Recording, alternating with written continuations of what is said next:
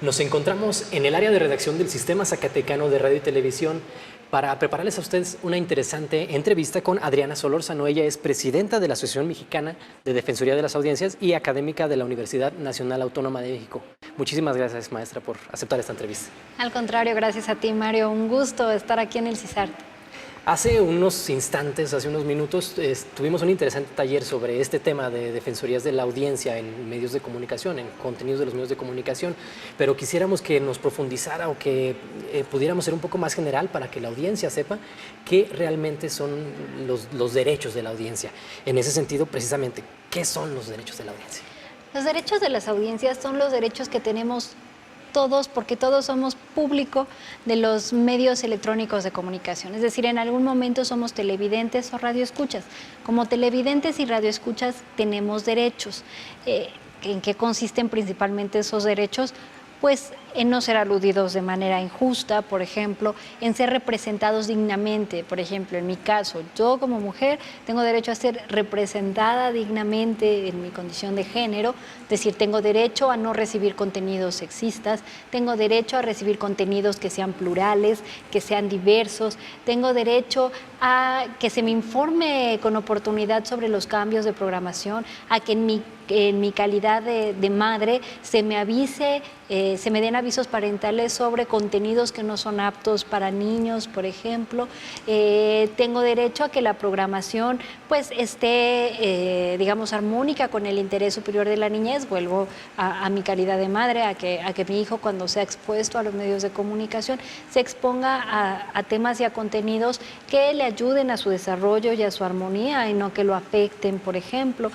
Los derechos de las audiencias, repito, es los derechos a recibir contenidos que respeten tus condiciones de vida y que te representen dignamente. Están explícitamente en el artículo 256 de la Ley Federal de Telecomunicaciones y Radiodifusión.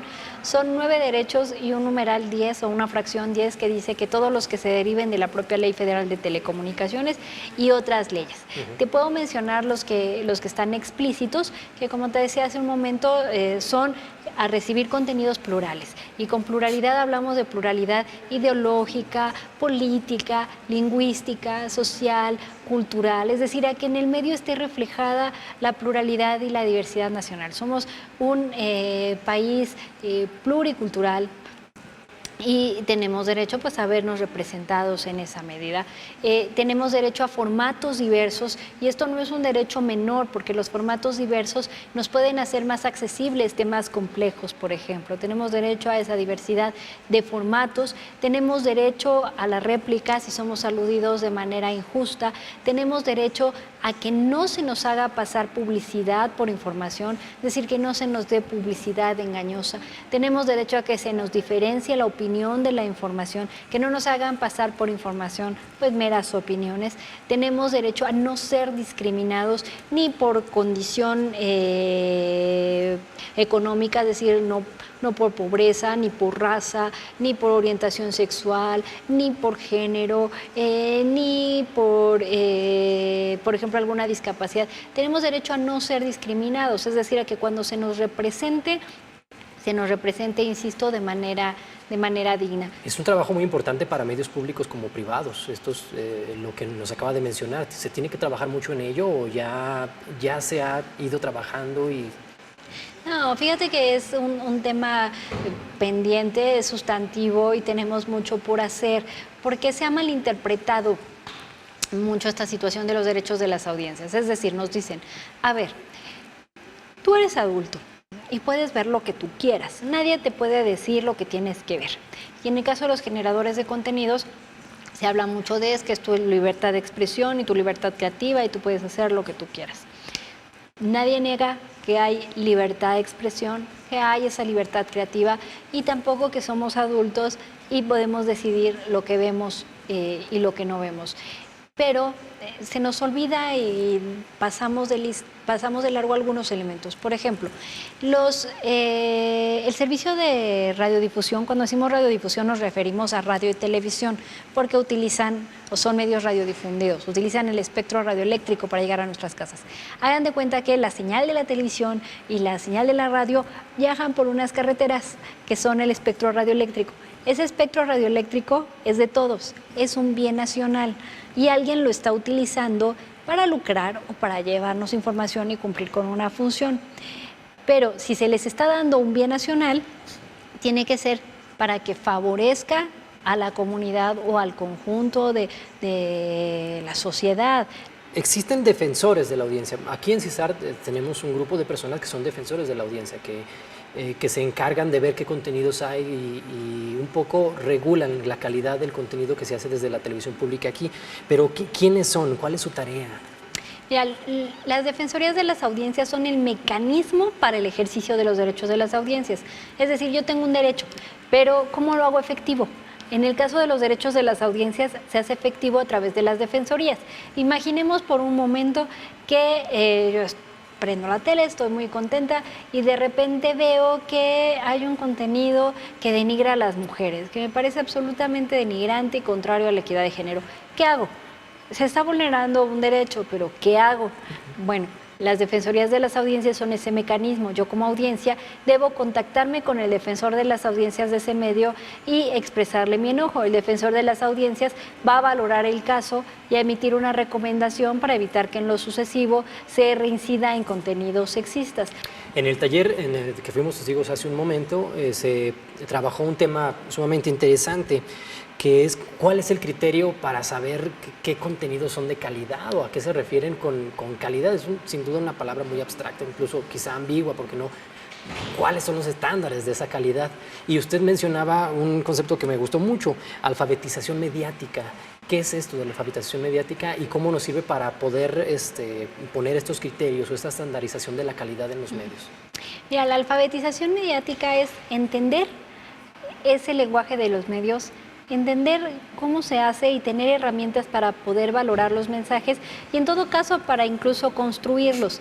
Por ejemplo, alguien que maneja una cámara de televisión sabe perfectamente que se hace una toma en contrapicada, o sea, desde abajo hacia arriba, la persona se va a ver fuerte, se va a ver grande, que en cambio si le hace una toma de arriba hacia abajo se va a ver pequeñita, que si hace una toma cerrada en un mitin va a parecer que hay mucha gente, claro, y que si alevosamente hace una toma abierta en un lugar donde hay poquitas personas, pues va a ver casi vacío.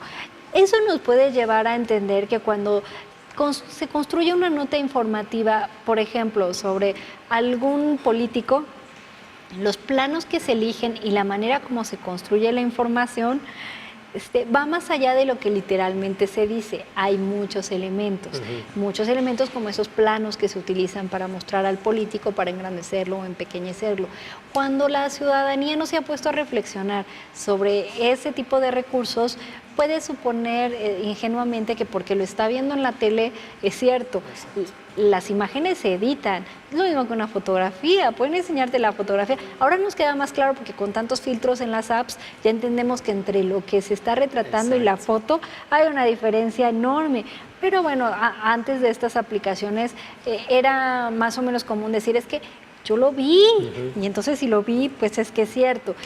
Aquí la cuestión es aprender a entender cómo se construyen estos mensajes para poderlos valorar más críticamente y poder entender cuando hay situaciones que pueden perjudicar sobre todo mi derecho a la información y mi comprensión del mundo. Porque pensemos, soy una audiencia que sé que en ese canal los noticiarios están sesgados y siempre hablan mal de un político y bien de otro. Bueno, si lo sé es cierto porque tengo las herramientas para notarlo y saberlo, seguramente voy a buscar también otras fuentes de información para complementar y para poder ejercer, por ejemplo, un voto bien informado. Pero si como audiencia no tengo esas herramientas para darme cuenta que hay una cobertura sesgada a favor de un candidato en demérito de otro, mi voto va a estar basado en una información engañosa. Exacto, y entonces el derecho a tener una información plural y bien construida se desprenden otros derechos que voy a ejercer, como el derecho a mi voto, a un voto informado. Por último, maestra, ¿por qué considera usted que la ciudadanía debe de conocer la existencia de estos derechos? Pues para exigir mejores contenidos. Insisto que no se trata, hay gente que dice, ay, pues es que si el contenido no te gusta, cámbiale y deja de pelear por algo así. Es más, alguna vez oí a otra persona y lamentablemente aparentemente muy enterada de estos asuntos diciendo, pues es que yo a mis hijos no los dejo ya ver televisión, que lean, esa es la respuesta, ¿para qué quieren que vean televisión? A ver, definitivamente se trata de valorar cómo estamos utilizando nuestros recursos y de entender que el derecho a la información es un derecho importante porque de él dependen decisiones que tomamos todos los días. Si yo apago la televisión, estoy renunciando a mi derecho de poder ser informada mediante un servicio público. Y esa falta de información puede llevarme a cometer o tomar decisiones que no hayan sido las más adecuadas para mí. En el caso de los niños, tienen derecho al esparcimiento y a la información y tienen derecho a poder prender la televisión y tener contenidos acordes a su edad. No se trata de que lean o no, pues claro que hay que fomentar la lectura, pero una cosa no exime a la otra y nuestro derecho como audiencias es a poder tener esos contenidos respetuosos, inclusivos y sobre todo que nos permitan, insisto, tomar decisiones bien fundadas y bien informadas en nuestra vida. Es nuestro derecho a estar informados pluralmente y es nuestro derecho a que se haga una representación digna de todas las personas. Maestra Adriana Solórzano, muchas gracias por esta entrevista. Ella es Adriana Solórzano, presidente de la Asociación Mexicana de Defensores de la Audiencia y académica de la Universidad Nacional Autónoma de México. Muchas gracias. Muchas gracias a ti.